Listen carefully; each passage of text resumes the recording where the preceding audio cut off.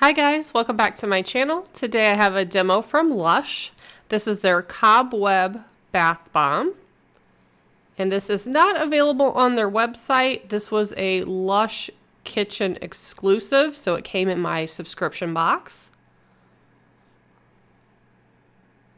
And I thought maybe there would be a little bit of color to it since there was some green on the bath bomb, but that was actually because a different one rubbed off on it. It was just a real light gray. It did smell really good. It had fragrances of chamomile and lavender, and I can definitely pick up on both of those, so I thought it smelled really good. It bubbled pretty quickly, but like I said, not much color to it, so I'm used to very colorful bath bombs.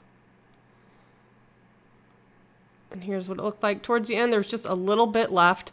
Now, I did want to note, and I'll show you a picture of my tub here in a minute, I do have a bathtub that's textured on the bottom, so a lot of times pigments will stick to it. This one, I guess it was a little bit oily, and the pigment stuck to the bottom, and then also the sides. You can see the color sticking to it. So it did look like that after I got out of the tub, but it wipes out very easily, but I just wanted to note that, because I get questions about staining and stuff. It doesn't stain, it just left a residue.